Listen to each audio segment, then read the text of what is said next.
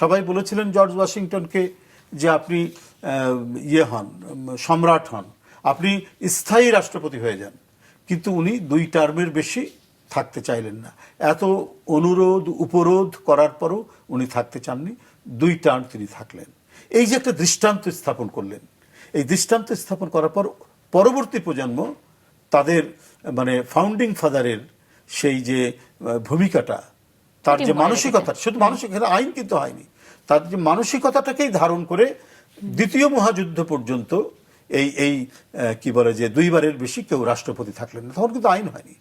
যখন যুদ্ধের কারণে এইটা নির্বাচনটা করা গেল না, যখন আপনার রুজভেল্ট যখন 4 বার প্রেসিডেন্ট হয়ে গেলেন, তারপর যুদ্ধ শেষে তারা আইন সংশোধন করে ওই 2 টার্মই রাখলেন।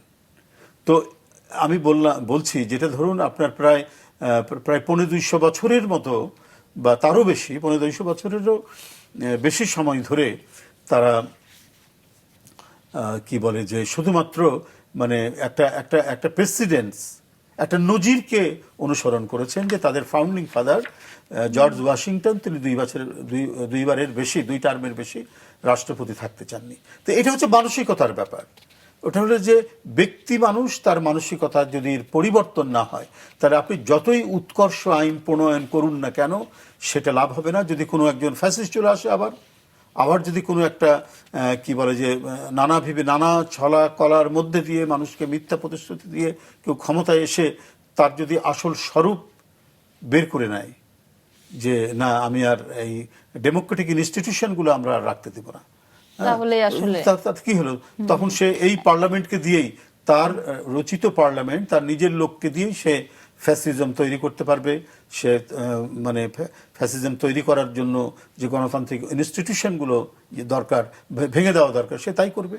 হিটলার তো নির্বাচিত ছিলেন, তিনি গণতান্ত্রিক প্রক্রিয়ায় তিনি ক্ষমতায় এসছেন, কিন্তু তারপরে তিনি সেটা রাখতে দেননি। তো এটা হলো, আমি বলেছি যে আইনি প্রণয়ন হোক না কেন, আগে সবাই মিলে মানসিকতাকে ঠিক করতে হবে।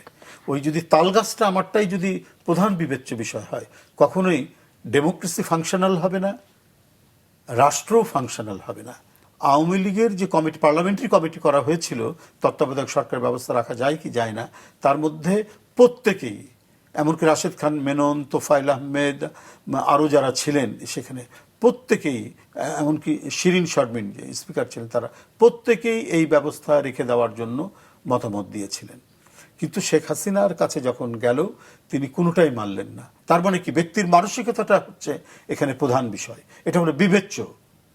সেখানে আইন কি আছে সেটা তো গণতন্ত্রকে রক্ষা করতে পারলো না।